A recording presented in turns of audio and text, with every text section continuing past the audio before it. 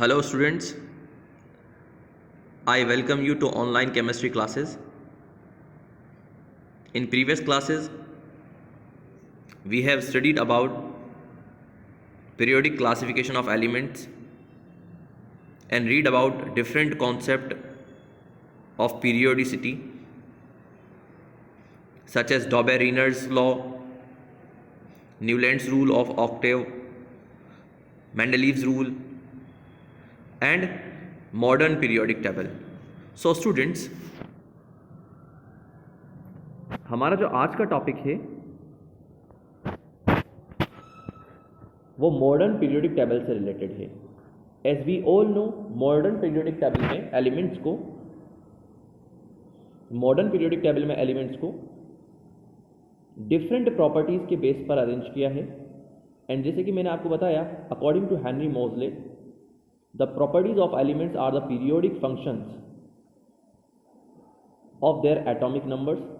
सो periodic table में elements को atomic numbers के बेस पर अरेंज किया है और एटॉमिक नंबर्स के बेस पर ही हम इनकी प्रॉपर्टीज़ को जज करते हैं. ठीक है स्टूडेंट्स. सो जैसे कि मैंने आपको प्रीवियस क्लासेस में बताया था कि मेंडलीव ने अपनी पीरियोडिक टेबल को left to right horizontal columns में अरेंज किया, जिसे इन्होंने नेम दिया पीरियड्स, एंड हॉरिजॉन्टल रोज में भी वर्टिकल कॉलम्स में भी अरेंज किया, जिसे हम कहते हैं ग्रुप्स. सो स्टूडेंट्स, मोज़ले ने अपनी पीरियोडिक टेबल को लेफ्ट टू राइट एक हॉरिजॉन्टल रो में अरेंज किया, जिसे हमने बोला पीरियड, एंड सिमिलरली उन्होंने वर्टिकल कॉलम्स की फॉर्म में भी अरेंज किया, जिसे हम कहते हैं ग्रुप्स. सो मेंडलीव ने क्या नोट किया, जब हम लेफ़्ट टू राइट मूव करते हैं तो हमारे पास डिफरेंट टाइप के एलिमेंट्स आते हैं, और उन सब की प्रॉपर्टीज़ जो होती हैं उनमें कई सारे चेंजेस होते जाते हैं. सिमिलरली जब हम ग्रुप में अप टू डाउन मूव करते हैं तो एक पर्टिकुलर वर्टिकुलर कॉलम में, एक पर्टिकुलर ग्रुप में एलिमेंट्स की जो प्रॉपर्टीज़ होती हैं वो चेंजेस होते हैं. तो इन चेंजेस को हम बोलते हैं ट्रेंड्स. सो प्रॉपर्टीज़ में जो चेंज होते हैं उन्हें हमने ट्रेंड्स नेम दिया. लेकिन स्टूडेंट, जैसे कि मैंने आपको बताया कि जो प्रॉपर्टीज़ में चेंजेस हैं, ये प्रॉपर्टीज़ में जो चेंजेस हैं ये मेनली हम किन प्रॉपर्टीज़ के बारे में बात करने वाले हैं. वैसे तो बहुत सारी प्रॉपर्टीज़ हैं, atomic size, ionisation, enthalpy, metallic characters, बहुत सारी प्रॉपर्टीज़ हैं. बट स्टूडेंट्स, हमारे सिलेबस में जो प्रॉपर्टीज़ हैं हम सिर्फ उनकी ही बात करेंगे. हमारे सिलेबस में दो प्रॉपर्टीज़ मेन हैं. First one is atomic size. Students, what is atomic size, मैं आपको एक्सप्लेन कर देता हूँ. Atomic size, we all know, atom के सेंटर में एक न्यूक्लियस होता है. Around the nucleus electron circular path में रिवॉल्व होते हैं. एटॉमिक साइज डिपेंड करता है एटॉम की रेडियस पर. और हम एटॉमिक रेडियस किसे कह सकते हैं? Atomic radius, it is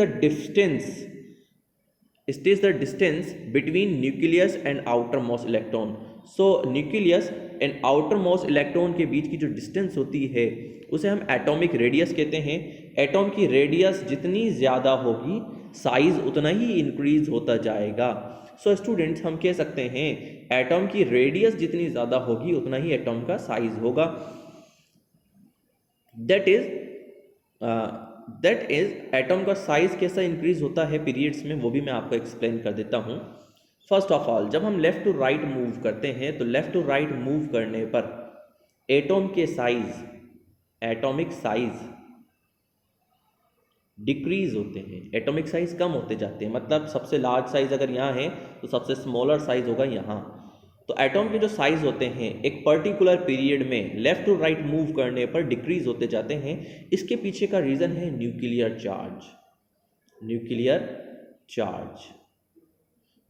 charge इसके पीछे का रीज़न है. न्यूक्लियर चार्ज इसके पीछे का रीज़न कैसे है, मैं आपको एक्सप्लेन कर देता हूँ. न्यूक्लियर चार्ज का एक्चुअल मीनिंग होता है न्यूक्लियस, जो कि पॉजिटिव चार्ज होता है. इस चार्ज को हम न्यूक्लियस चार्ज कहते हैं. और न्यूक्लियर चार्ज में हमें पता है आउटर मोस्ट शेल में इलेक्ट्रॉन्स रिवॉल्व होते हैं जिन पे नेगेटिव चार्ज होता है. सो ये पॉजिटिव न्यूक्लियस इस आउटर मोस्ट नेगेटिव इलेक्ट्रॉन्स को अपनी साइड अट्रैक्ट करता है, और इस न्यूक्लियस की ये टेंडेंसी कहलाती है न्यूक्लियर चार्ज. जितना ज़्यादा अट्रैक्शन चार्ज होगा इलेक्ट्रॉन्स उतना ही ज़्यादा इलेक्ट्रॉन न्यूक्लियस की साइड अट्रैक्ट होंगे, दैट इज एटॉम का साइड कंप्रेस होकर कैसा हो जाएगा, स्मॉल हो जाएगा। सो स्टूडेंट्स, जब हम लेफ्ट टू राइट मूव करते हैं एक पर्टिकुलर पीरियड में, तो लेफ्ट टू राइट मूव करने पर न्यूक्लियर चार्ज इंक्रीज होता है, न्यूक्लियर चार्ज बढ़ जाता है। और जब न्यूक्लियर चार्ज बढ़ जाता है तो मतलब इलेक्ट्रॉन्स कॉन्ट्रैक्ट होकर न्यूक्लियस की तरफ अट्रैक्ट हो जाएंगे, मतलब एटॉम का जो साइज होगा वो कम हो जाएगा। ठीक है स्टूडेंट्स, तो हम कह सकते हैं लेफ्ट टू राइट मूव करने पर एटॉम का साइज डिक्रीज हो जाता है।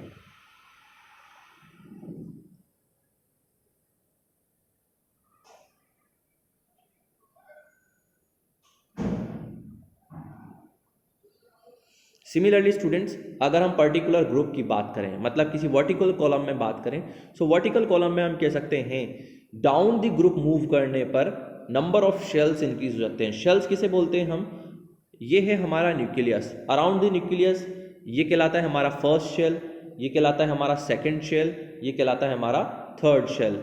एज वी कैन सी, जैसे जैसे शेल्स इंक्रीज होते जा रहे हैं, फर्स्ट सेकेंड थर्ड, जैसे जैसे शेल्स इंक्रीज होते जा रहे हैं वैसे वैसे एटॉम का साइज इंक्रीज होता जाता है।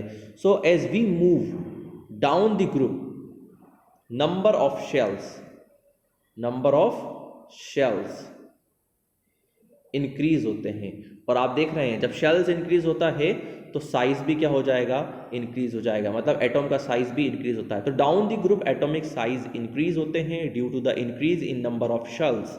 On the other hand left to right atomic size decrease होते हैं due to the increase in nuclear charge. So students, modern periodic table में जिन प्रॉपर्टीज़ में हम ट्रेंड्स के बारे में बात कर रहे हैं, जिन प्रॉपर्टीज़ में हम चेंजेस के बारे में बात करते हैं, उनमें फर्स्ट है एटॉमिक रेडियस। और ये एटॉमिक रेडियस, ये एटॉमिक साइज पीरियोडिक टेबल में डाउन द ग्रुप जाने पर इंक्रीज होती है, down the group atomic size increase होता है, and left to right move करने पर एटॉमिक साइज डिक्रीज होता है, जिनके दोनों ही रीजंस मैंने आपको एक्सप्लेन कर दिए हैं। ठीक है स्टूडेंट्स,